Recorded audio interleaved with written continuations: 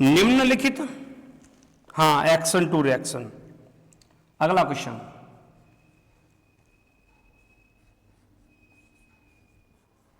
निम्नलिखित अभिक्रियाओं में, निम्नलिखित अभिक्रियाओं में A, B तथा C, निम्नलिखित अभिक्रियाओं में A, B तथा C की संरचना दीजिए, की संरचना दीजिए। ठीक है बेटा, ये है आपका क्वेश्चन। ठीक है, अब देखिए ए और बी और सी की हमें संरचना देनी है। इसमें पहला क्वेश्चन है आपका CH3 CH2I। सही बच्चे, थोड़ा मेरे साथ साथ में अपना अपना जो है दिमाग थोड़ा लगाएंगे इसमें, ठीक है ना, और तुरंत फटाफट से इनके आंसर भी मुझे देंगे अगर जहां तक आप दे सकते हैं तो। इसकी रिएक्शन बच्चों यहां पर होगी, जब CH3 CH2I की रिएक्शन है वो NaCN से होगी। किससे होगी? NaCN। तो यहां से हमें A उत्पाद मिलेगा, उसके बाद OH नेगेटिव से होगी जिसमें हमें B उत्पाद मिलेगा, ठीक है ना, और उसके बाद में एक जो रिएक्शन होगी वो NaOH से होगी जिसका हमें C उत्पाद मिलेगा। NaOH से होगी जिसका हमें C उत्पाद मिलेगा। ठीक है, ये तो मैं क्वेश्चन लिख रहा हूं अभी, ठीक है, ये क्वेश्चनों को मैं अनसॉल्व से देख के लिख रहा हूं, ठीक है। हाँ, उसके बाद में अब देखिए दूसरी रिएक्शन क्या है, C2H5 N2Cl, C2H5 N2Cl, जब इसकी रिएक्शन होगी यहां पे CuCN से, किससे हो रही है? CuCN से, तो हमें मिलेगा A उत्पाद, ठीक है ना। A मिलने के बाद में अब दूसरी रिएक्शन इसकी H2O या फिर H पॉजिटिव से होगी। किससे होगी बेटा? H2O ऑब्लिक H पॉजिटिव से, जिससे हमें क्या मिलेगा? B उत्पाद मिलेगा, ठीक है ना। उसके बाद तीसरी रिएक्शन इसमें NH3 से होगी जिसका उत्पाद हमें क्या मिलेगा? C। NH3 से होगी जिसका उत्पाद हमें मिलेगा C। क्लियर हुआ ना? ठीक है, आगे बढ़ते हैं। अब देखिए तीसरी रिएक्शन, तीसरी रिएक्शन, तो तीसरी रिएक्शन में हमने लिखा यहां पर CH3 CH2Br ब्रोमोएथेन। जब ब्रोमोएथेन पहले KCN से रिएक्शन करेगा, किससे करेगा बेटा? KCN से करेगा, तो हमें A उत्पाद मिलेगा, ठीक है ना। उसके बाद में दूसरी रिएक्शन ये किससे करेगा? LiAlH4 से करेगा। किससे करेगा? LiAlH4 से करेगा, तो हमें B उत्पाद मिलेगा, ठीक है ना। उसके बाद तीसरा है हमें HNO2 से करेगा, और जब HNO2 से करेगा और उसका ताप कितना होना चाहिए? 273। कितना होना चाहिए? 273 केल्विन होना चाहिए, तो इससे हमें क्या मिलेगा? C उत्पाद मिलेगा, ठीक है ना। ये आपके क्वेश्चन है सामने। अब इन क्वेश्चनों के हमें यहाँ पर क्या करना है बच्चों? आंसर देने हैं, ठीक है ना। A उत्पाद, B उत्पाद, C। अब देखिए फटाफट से ध्यान दीजिए आपके सामने। हाँ अच्छा, एक का आंसर आया भी है, वेरी गुड, ठीक है, अभी देखता हूं बेटा। ये आपके सामने जो है ना निम्नलिखित अभिक्रियाएं दी हैं, अभिक्रिया A, B और C, यानी कि A, B और C की तीनों की हमें संरचना भी देनी है, उत्पाद भी देना है, ठीक है। पहली रिएक्शन में है CH3 CH2I की रिएक्शन NaCN से होगी। किससे होगी? NaCN से होगी, तो हमें A के रूप में यहां पे उत्पाद क्या प्राप्त होगा? क्लियर हो रहा है ना। तो देखिए A के रूप में जो उत्पाद होगा, मैं यहां इसका सॉल्यूशन दे रहा हूं, ठीक है ना। A के रूप में जो उत्पाद क्या होगा? CH3 CH2 और I। जब ये यहां पर NaCN से रिएक्शन करेगा, तो याद रखना ये तो C2H5 पॉजिटिव में और I नेगेटिव में, और ये Na पॉजिटिव में और CN नेगेटिव में टूट जाएगा ना, यानी इसका पॉजिटिव इसके नेगेटिव के साथ, इसका नेगेटिव इसके पॉजिटिव के साथ। तो बेटा हमें यहां पर जो A उत्पाद में जो प्राप्त होगा उसका नाम हो जाएगा C2H5CN। क्या मिल जाएगा? C2H5CN। बाकी का शेष क्या रह गया उसे हमें लिखना भी नहीं होता, याद रखना आप, ठीक है ना। जो शेष रह गया उसे हमें यहां पर लिखना नहीं रहता, ठीक है। अब दूसरी बात इसकी हो रही है कि यहां पर OH से क्रिया होगी। जब ये OH से क्रिया होगी तब हमें क्या देगा? ठीक है ना, यानी कि C2H5CN यहां मिल गया। अब दूसरा यहां से ये OH से क्रिया करेगा, OH नेगेटिव से, OH नेगेटिव से क्रिया करेगा, तो बेटा यहां से हमें C2H5CONH2 प्राप्त होगा, यानी एमाइड मिलेगा, ठीक है ना। फिर ये NaOH से क्रिया करेगा। किससे करेगा बेटा? NaOH से। जब NaOH से क्रिया करेगा यहाँ पे ये, तो यहां से हमें क्या मिलेगा? C2H5 और यहां से Na2CO3, यानी कि कार्बन 1 2, यानी कि 2 यहां कर देंगे तो यहां से हमें मिल जाएगा Na2CO3, यानी कि जब ये NaOH एक क्षार है, ठीक है, और जब हमारा एथिल एमाइड जब किसी एक क्षार से क्रिया करेगा, ठीक है, तो क्षार से क्रिया करने से हमें क्या मिलेगा? यहां से ये NH2 क्या मिल जाएगा बेटा? C2H5NH2, ठीक है, प्लस Na2CO3, ये हमें जाके यहां पे प्राप्त हो गया।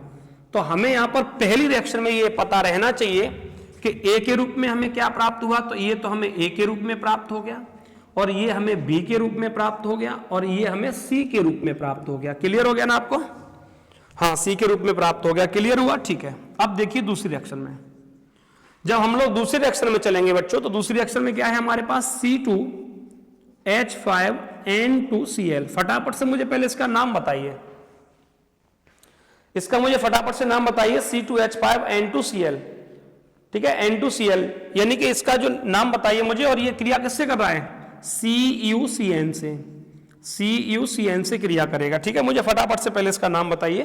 ठीक है, इसका नाम क्या होगा यहाँ पे बेटा? यहां से जो है ना एथिल, बताइए, चलिए बताइए, नाम क्या है इसका? Ethyl diazonium chloride. क्या हो जाएगा ना, मैं ही बता दे रहा हूं, एथिल डाईएजोनियम क्लोराइड। तो यहां से हमें मिल जाएगा C2H5CN। क्या मिल जाएगा बेटा? C2H5CN। जब C2H5CN यहां से मिल गया, अब दूसरी रिएक्शन ये किससे करेगा?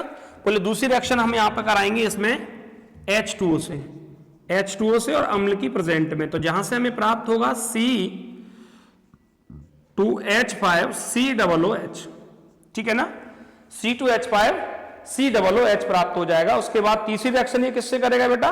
तीसरी रिएक्शन ये करेगा अमोनिया से।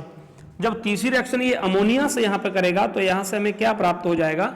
C2H5CONH2, यानी कि यहां से जो है एक H2O बाहर निकल जाएगा। ठीक है, तो ये हमें A के रूप में प्राप्त हो गया, ये हमें B के रूप में प्राप्त हो गया, और ये किसके रूप में प्राप्त हो गया? बोले C के रूप में प्राप्त हो गया। क्लियर हुआ ना आप लोगों को? ठीक है, अब हम तीसरी रिएक्शन की ओर चल रहे हैं। जब हम तीसरी रिएक्शन पर चलेंगे बच्चों, तो तीसरी रिएक्शन में हमें देखिए यहां से क्या प्राप्त होगा, अच्छे से ध्यान दीजिए, यानी कि CH3CH2Br।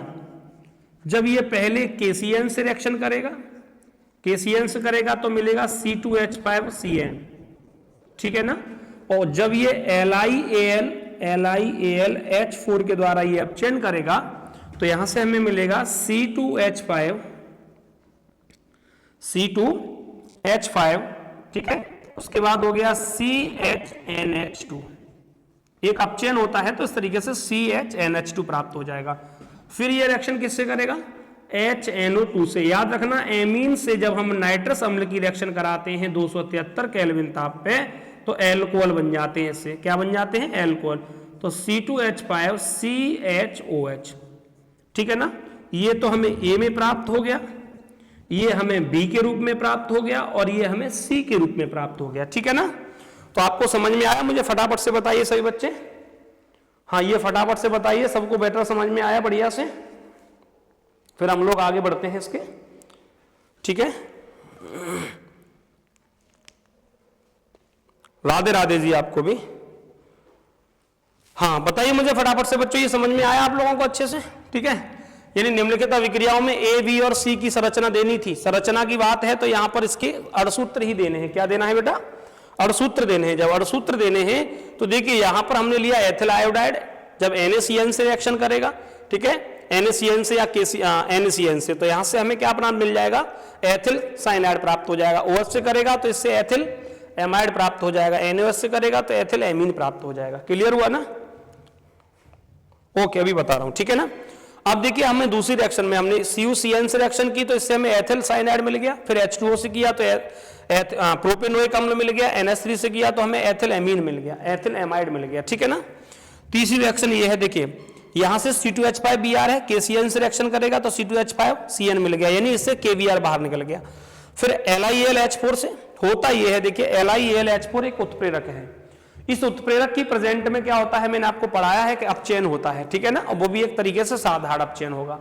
जब इसमें अपचयन होगा तो हम एक नवजात ऑक्सीजन लेंगे यहाँ पे, ये ऐसे, तो यहां से हमें मिलेगा C2H5 CH2NH2, यानी कि 4 यहाँ पे लिख देंगे हम, ठीक है। तो हमें B मिल गया। इस पर मैंने HNO2 की रिएक्शन कराई तो इससे हमें एल्कोहल मिलेगा। याद रखना, एमीन से एल्कोहल को प्राप्त करने के लिए HNO2 की रिएक्शन कराते हैं, इससे एमीन से एल्कोहल मिल जाते हैं।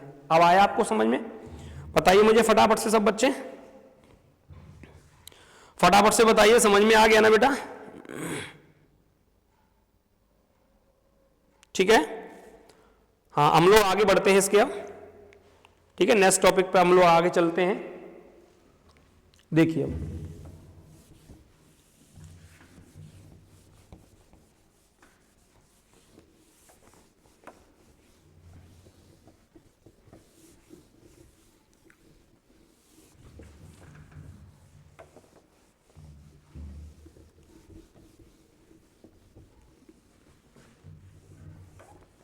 चलिए नेक्स्ट देखिए, अगला क्वेश्चन है, क्रोमाइट अयस्क वायु की उपस्थिति में पोटेशियम कार्बोनेट से क्रिया करता है, ठीक है ना। अभिक्रिया है क्रोमाइट, थोड़ा बड़ा बड़ा लिखना है, क्रोमाइट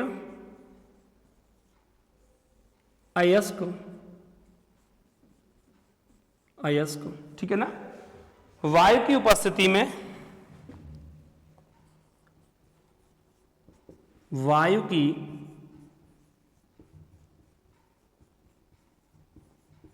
उपस्थिति में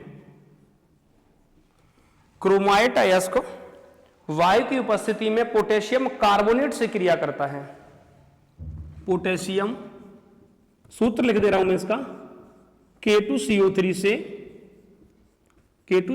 से क्रिया करता है, ठीक है बेटा, क्रिया करता है। 2025 के अनसॉल्व्ड पेपर का क्वेश्चन है ये।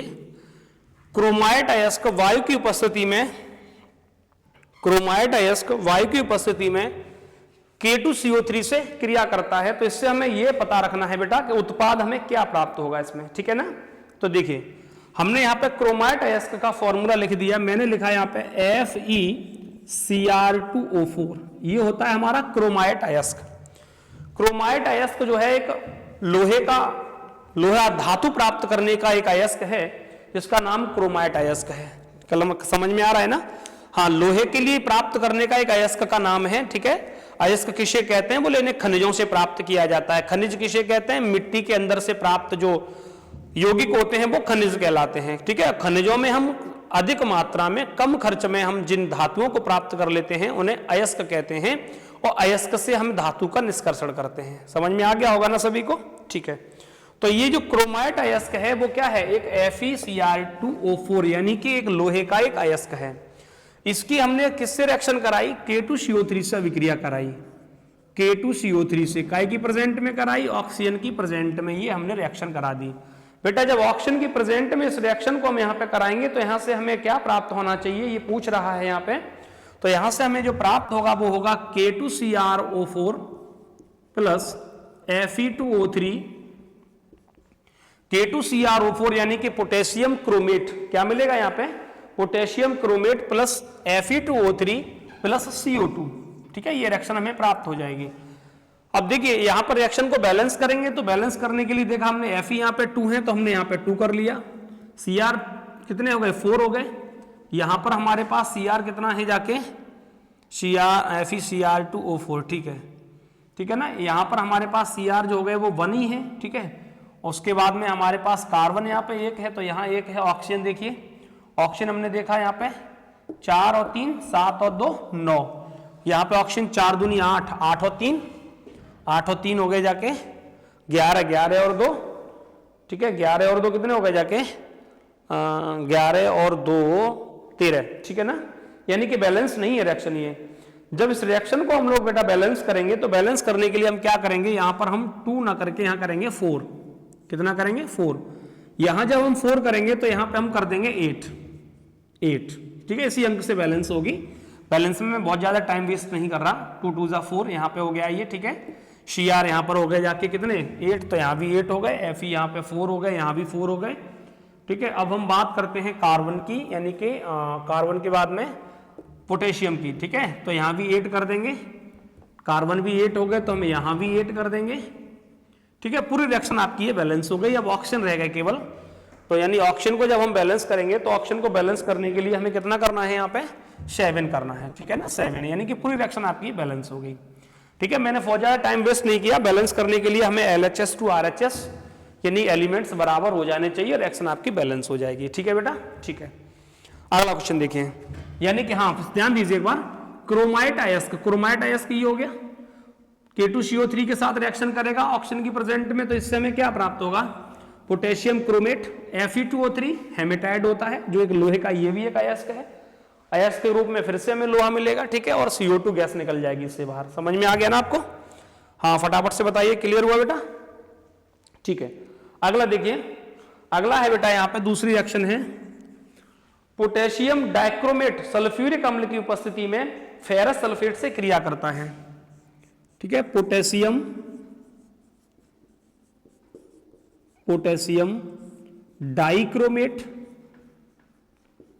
डाइक्रोमेट, फटाफट से मुझे इसका फॉर्मूला बताइए, पोटेशियम डाइक्रोमेट का फॉर्मूला क्या होता है?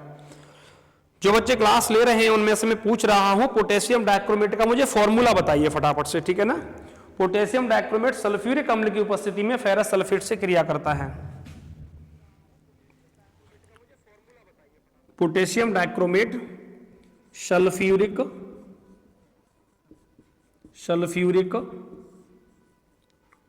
अम्ल के साथ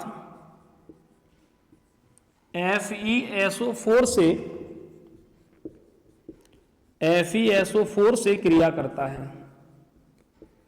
ये रिएक्शन बच्चों में आपको पिछले एपिसोड में भी दे चुका हूं। ठीक है, मैंने एक क्लास पढ़ाई थी डी और एफ ब्लॉक एलिमेंट्स, डी और एफ ब्लॉक एलिमेंट्स मैंने क्लास ली थी आप लोगों की, उसमें मैंने ये रिएक्शन दी है आपको। ठीक है ना, मैं फिर से बता दे रहा हूं, यहां पे आई है तो। ठीक है, कैसे करेंगे इसमें हम, पोटेशियम डाइक्रोमेट का फॉर्मूला, हाँ फटाफट से बताइए मुझे, क्या होता है, K2Cr2O7। ठीक है, ये हो गया आपका पोटेशियम डाइक्रोमेट का फॉर्मूला।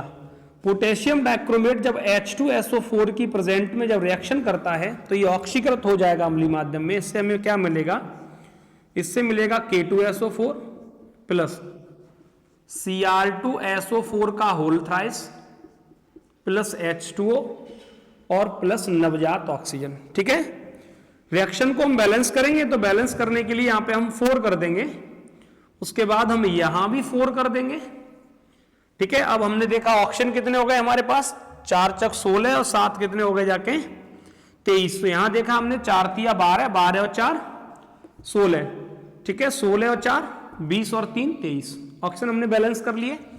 अब हमारे पास जो FeSO4 है, ये FeSO4 किसी एक अम्ल की प्रेजेंट में यहां से रिएक्शन करेगा, यहां से मिल जाएगा Fe2SO4 का होल थ्राइस प्लस H2, देख लीजिए। ठीक है, यानी कि यहां से हमें ये प्राप्त हो जाएगा Fe2SO4 का होल थ्राइस प्लस H2। वो भी कब, जब एक नवजात ऑक्सीजन को ग्रहण करेगा, वो एक नवजात भी तो लिखनी पड़ेगी यहां पर। ठीक है, इस तरीके से। अब हमने क्या किया, बैलेंस किया, तो बैलेंस करने के लिए हमने यहां पर 2 कर दिए, नहीं यहां 2 करेंगे हम, 2 कर दिए हमने। ठीक है, पूरी रिएक्शन आपकी बैलेंस हो गई। बैलेंस करने के बाद बेटा ये देखना है कि देखिए ऊपर वाली जो रिएक्शन है ना, उसमें हमें कितने नवजात निकल रहे हैं, 3 निकल रहे हैं, और नीचे वाली रिएक्शन में कितने निकल रहे हैं बेटा, 1 ऐड कर रहा है, यानी कि हम पूरे इक्वेशन में कितने का 3 का मल्टीप्लाई कर देंगे, इस नवजात से नवजात को कैंसिल कर देंगे, और भी कुछ कटने वाला होगा तो काट देंगे, लेकिन लेफ्ट टू राइट कैसे क्रॉस करना है हमें, लेफ्ट टू राइट। ठीक है ना, तो देखिए कैसे मिल गया हमें, K2SO4 मिल गया, सॉरी K2Cr2O7 ले लिया, प्लस 3 2 जा 6 FeSO4 प्लस 3 और 4 7 H2SO4 हो गया यहां पे एरो, उसके बाद हो गया K2SO4 प्लस Cr2SO4 का होल थ्राइस हो गया, 3 Fe2SO4 का होल थ्राइस हो गया, और उसके बाद 7 H2O होगा। ठीक है, ये आपकी एक बैलेंस रिएक्शन हो गई। आप इसमें चेक कर सकते हैं पूरी रिएक्शन आपकी बैलेंस है, ठीक है ना। तो इस तरीके से ऐसी रिएक्शनें जहां आती हैं और नवजात ऑक्सीजन से हम नवजात ऑक्सीजन को कैंसिल करके उसके बाद करते हैं। नवजात ऑक्सीजन का प्रयोग कलर को उड़ाने में किया जाता है, ठीक है ना। हाँ, जो नवजात ऑक्सीजन होती है उसका प्रयोग कहां करते हैं हम, किसी भी धातुओं के कलर को या किसी भी वस्तु के कलर को उड़ाने के लिए इसका प्रयोग किया जाता है। क्लियर हो गया ना, ठीक है। आगे बढ़ते हैं। तीसरी रिएक्शन है पोटेशियम परमैंगनेट को 513 केल्विन तक हम गर्म करते हैं। तीसरी रिएक्शन पोटेशियम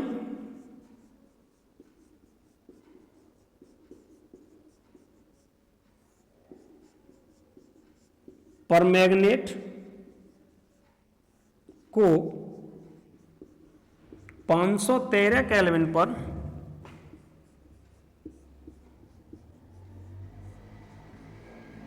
गर्म करते हैं, ठीक है ना। जब पोटेशियम परमैंगनेट को हम 513 केल्विन पर गर्म करते हैं बेटा, तो इससे हमें क्या प्राप्त होगा। यहां पे पोटेशियम परमैंगनेट होता है KMnO4। जब KMnO4 को हमने 513 केल्विन पर जाके गर्म किया बेटा, तो इससे हमें क्या प्राप्त होगा। देखिए 513 केल्विन पर गर्म करेंगे K2MnO4 plus MnO2 plus O2, ये रिएक्शन हो जाएगी आपकी। बैलेंस करेंगे पूरी रिएक्शन को, बैलेंस करने के लिए देखेंगे हम पूरी रिएक्शन आपकी बैलेंस भी है, ठीक है ना। तो हमें ये प्राप्त हो जाएगा। पोटेशियम परमैंगनेट को 513 केल्विन पर गर्म करने से क्या मिलेगा हमें, बोले पोटेशियम मैग्नेट मिलेगा। क्या मिलेगा, इसका नाम है पोटेशियम मैग्नेट K2MnO4, ठीक है। बाकी का हमें पाइरोल साइड प्राप्त हो जाएगा MnO2। तो पाइरोल साइड से भी तो हम पोटेशियम परमैंगनेट बनाने की विधि मैंने आपको पढ़ाई थी, वहां भी ये रिएक्शन कराई थी। पाइरोल साइड मिल जाएगा, ऑक्सीजन जो है वो उड़ जाएगा, अलग हो गया। क्लियर हो गया ना। हाँ बताइए मुझे फटाफट से, सबको क्लियर हुआ, ठीक है। अगला क्वेश्चन देखिए अब आप लोग। कार्बोक्सिलिक अम्ल को बनाने की 2 विधियां लिखनी है और इसके 3 रासायनिक गुण भी देने हैं, ठीक है। क्वेश्चन क्या है, कार्बोक्सिलिक अम्ल। क्वेश्चन को लिखूंगा नहीं, थोड़ा ऐसे ही समझ लीजिए आप लोग। कार्बोक्सिलिक अम्ल को बनाने की 2 विधियां लिखनी है और बेटा 3 इसके रासायनिक गुण देने हैं। क्या करना है, 3 रासायनिक गुण देने हैं। 2 बनाने की विधियां, बनाने की विधियों को जो एग्जाम में आ जाता है ना, विरचन के नाम से आ जाता है। विरचन विधियां लिखिए, विरचन का मतलब होता है बनाने की विधियां, ठीक है ना। तो देखिए कार्बोक्सिलिक अम्ल RCOOH की विरचन विधि, विरचन विधि, और दूसरा फिर क्या करना है, बोले इसके रासायनिक गुण, यानी कि विरचन विधि और 3 रासायनिक गुण, 3 रासायनिक गुण देने हैं। और विरचन विधि कितनी देनी है, 2। कितनी देनी है बेटा, बोले 2 विरचन विधि देनी है। क्लियर हो गया ना, ठीक है। हाँ R1COOH, यानी कि इसे देने के बाद क्लास आपकी फिनिश कर देंगे, ठीक है बेटा। हाँ पहले पूरे को इसे देंगे, उसके बाद आपकी क्लास को फिनिश करेंगे, ठीक है। इस क्वेश्चन को कराने के बाद आपकी क्लास को फिनिश कर देंगे, इसलिए अच्छे से ध्यान देना यहां पे। यानी कि हमें कार्बोक्सिलिक अम्ल को बनाने की विधियां, तो देखिए जब हम बनाने की विधि की अगर बात करेंगे तो बनाने की सिर्फ हमें 2 विधियां देनी है। बनाने की विधियां, तो बनाने की हमें 2 विधियां यहां पर देनी है। तो पहली विधि क्या हो गई, यहां पे पहली विधि हो गई एल्डिहाइड, एल्डिहाइड के ऑक्सीकरण से, ठीक है ना, ऑक्सीकरण से। ध्यान देना अच्छे से।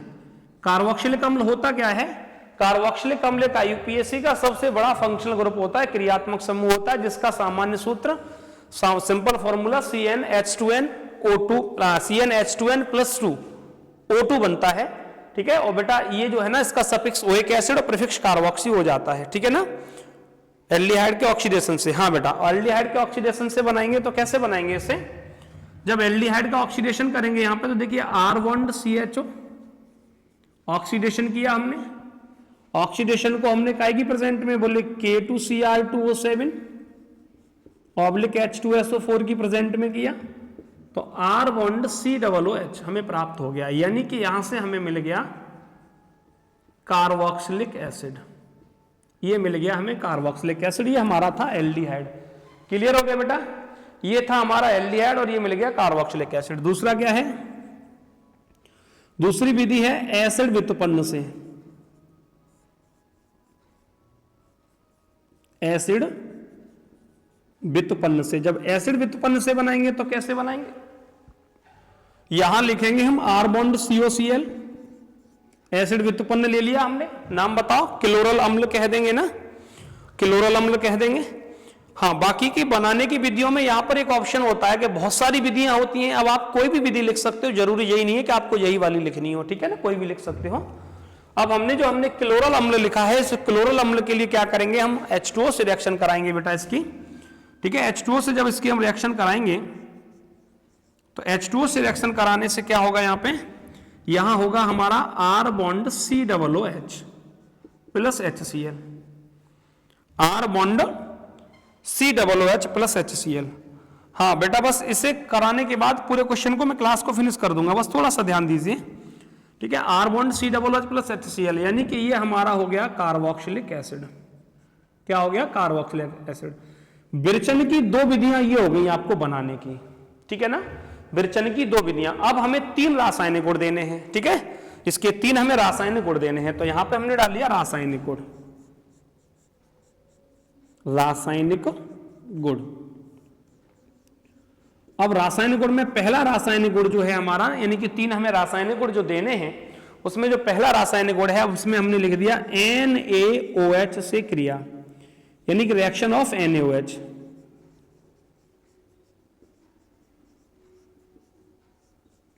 NaOH, जब NaOH से इसकी रिएक्शन देंगे तो कैसे होंगे, देखिए R bond COOH plus NaOH होगा क्या, जो COOH होता है इससे ओनली केवल हाइड्रोजन समूह जो है प्रतिस्थापित होगा, इसकी जगह पे Na जुड़ जाएगा, R बॉन्ड COONA ये हो गया प्लस H2O।